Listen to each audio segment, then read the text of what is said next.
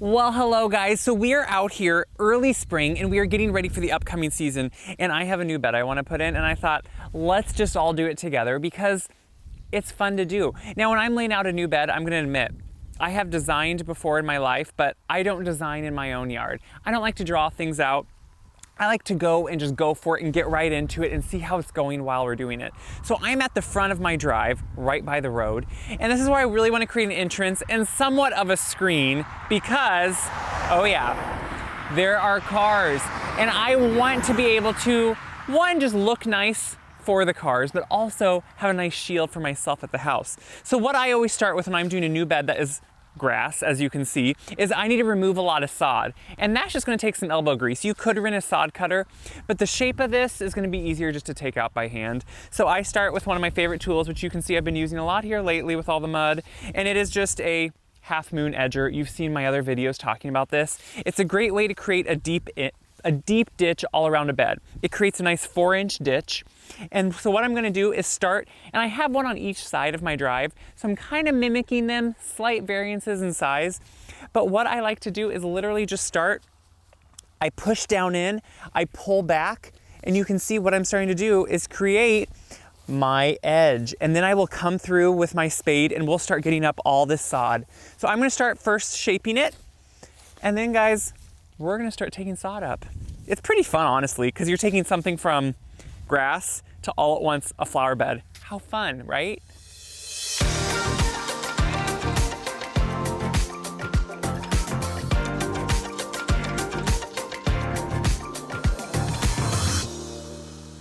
So I just got done roughly edging the whole thing. Now, when I go for lines on a bed, I think of how I want it to look, sure, but also what will work for the mower.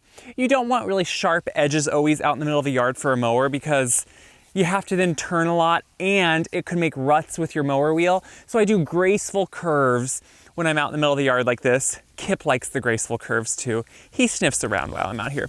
So now I take a sharp spade and I will start going in and lifting the sod. Now you can save this sod if you want to. You could actually place this in if it's a weed-free grass that you like.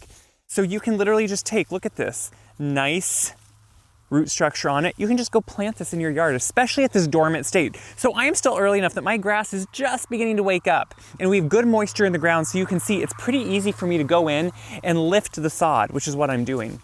So what's great is if you have dead spots in your yard or you have areas where you want to put this, you can take these pieces of grass and you can place these in where you have areas of dead grass, and it would just be fresh grass planted in your ground while it's dormant. It's a great time to transplant things when they're dormant. So I'm going to continue to just get right in under, and I try not to get too much of the ground up itself. So when you rent a sod cutter, a lot of times you can adjust them for if they go 1 inch deep, 2 inches deep, but they still usually get out more soil with the sod than you want. When you do it by hand like this, you're able to somewhat get a lot less soil because I want to keep that good soil here in my bed. So I'm trying to lift just under that sod and just under those roots, which you can see is lifting beautifully. So where I live in Iowa, we are blessed here, as you can see, with beautiful, loamy, black soil. And it's beautiful for lifting sod out.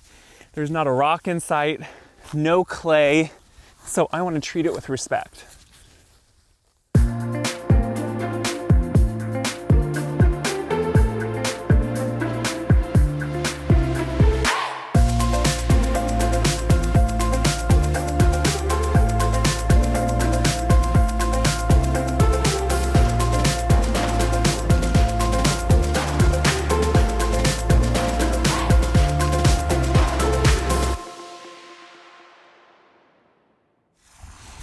Okay, so I got all the sod out. You know what? I'm gonna admit you get little blisters from it sometimes. But the thing is, I think with gardening is that even though it is a lot of work, we can all do it. It just takes some time and work.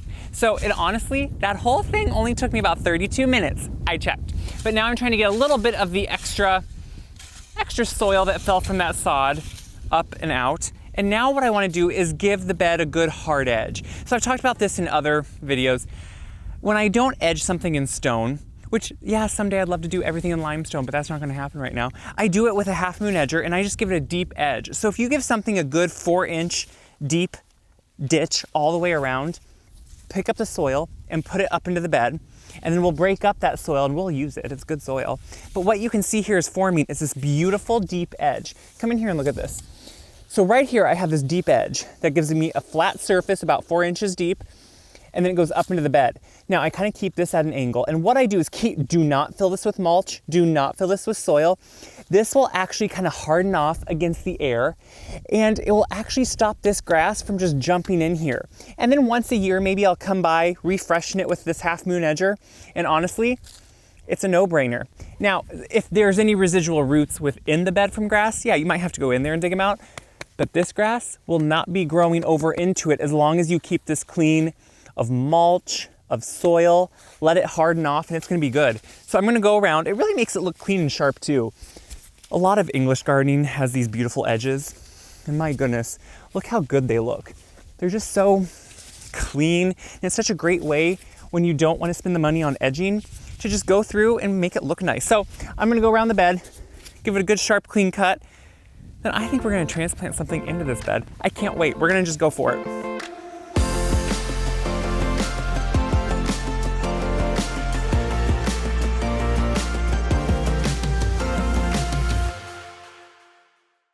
Once I get on edging, I'm just raking up the clods so they can just get worked. It's all good soil, so I'm just putting that soil, I mean, look at this rich soil. I'm not getting rid of it.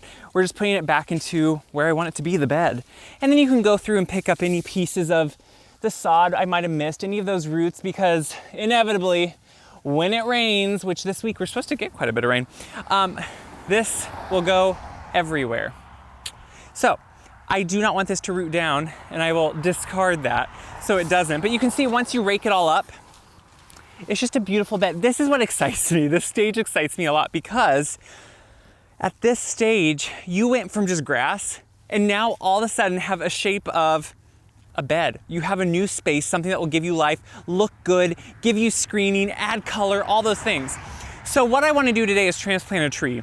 I have a couple Skylands spruce, and what I'm doing is slightly mimicking each side of the driveway, but they're going to be slightly different too. But they will both have Skylands spruce, which have yellow tips, really pretty. I have them in a different spot in my yard because I put them in last fall, but I knew it wasn't probably the forever home. I think this is the forever home. So before I transplant something that's been sitting over the winter in the ground, I want to dig the hole just so I can pop it out and move it. Now I'm also moving it in a dormant period. That's the best time to transplant something, before it really starts wanting to send all of those new roots into the ground. I am starting to do it and transplant it. That's the best time you can transplant. And that goes for trees, for shrubs, flowers, perennials. So what I'm gonna do is dig my hole, just like I would for a new plant. And then we're gonna go dig up that tree. We're gonna bring it over, and we're gonna pop it right in. It's instant gratification. I love that. And then we'll talk about, I don't know, maybe some things I'm thinking about planting around it, because it's not just gonna be a tree. I have thoughts, they're coming, we'll see.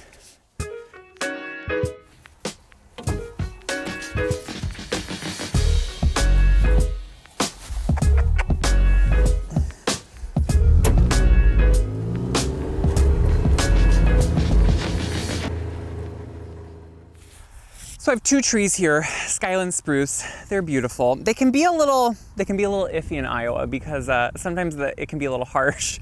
The heat in the summer can brown the tips and winter burn over the winter. But I think these being a bigger size will do okay. So we're gonna move them though, because this was not their forever home. They were grown in a container, so they should be pretty easy to dig up. They weren't a balled and burlap one when I planted them. They were in a big box, and I just planted them in September. So we're talking what, 6 months, not even 6 months ago. We're talking like 5-6 months ago. So I'm gonna go around and just slowly start, you can see what I'm doing. I'm digging it up. And I'm gonna try to do the same pattern of the size container it was. Now, you know what? Since this was just planted, it really should almost just lift out, and see how I'm starting to see the container and where it was. That's perfect. I love to plant and transplant anything when it's dormant. So even though obviously an evergreen does not lose its needles like a deciduous tree would, we know it's still dormant in the cold season that we're in. So until we really get into May and the sap starts flowing within it, it's gonna be fine to transplant. It's gonna stress it a lot less. If you transplant something in the heat of summer, it's really hard on it because its roots are active and trying to get water, and you can just slice them. But instead what I'm doing is doing it right now, and look, I just lifted it out. You can see it has some great roots on it. I scarified it, which means I really roughed up the roots when I planted it. So now we're gonna put it on the back of the gator, which could be fun to watch. And then we'll plant this baby. But look at this. It's a beautiful tree. I love these.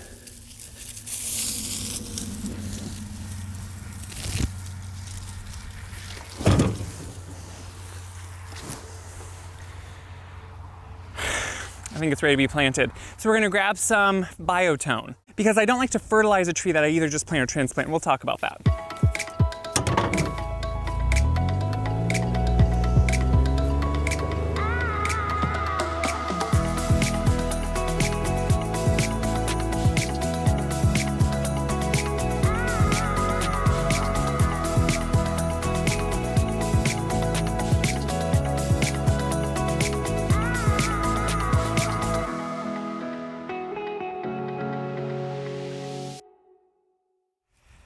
So you can see the tree got here. So now what I really like to do is double check the hole I dug. Now usually you want the hole roughly 2 times the size of the current container or root ball itself. You know, okay, I either eyeball it or I just take my shovel. You guys are getting the real nitty gritty here. I take my shovel and I will eyeball across how far I think it is and then kind of put my hand here as a marker. Guys, you gotta use the tools that are with us. And I'll go down here and say, okay, I wanna make this slightly bigger. It's almost spot on, but you want it to be generous. You want it to be bigger and be able to actually hold the whole tree without it being a tight fit. So I'm gonna go through, just get some more soil out, which thankfully, as you can see, the soil is super easy to remove.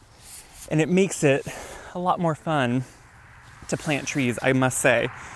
You can see as I go around and take my spade out, I get left with kind of a hump in the middle. So then I try to go in and make sure I get some of that hump removed. Now, one of the biggest no-nos when planting anything is planting it too deep. It's always better, if anything, to plant it slightly high. So don't make it way too deep. You want something to sit a little bit higher because that's gonna help the tree get the right amount of oxygen. If you plant it too deep, it could suffocate it, drown it out when you water it. You don't wanna do that. So this is a beautiful hole. Now what we're gonna do is get our biotone. I always start with a good biotone starter. So instead of, when we're transplanting something and wanting its roots to really go into the ground, we wanna get the roots to be the center of attention. So instead of fertilizing something heavily, which promotes top growth and greening and takes the energy away from the roots, we wanna promote root energy. So I always do biotone because what it does is it gives that good starting base to whatever you're transplanting or just starting from a container that you just bought. And it doesn't burn it. It does have nitrogen, it does have phosphate and potash, but it also has everything else that help the roots really want to take hold and go into the ground.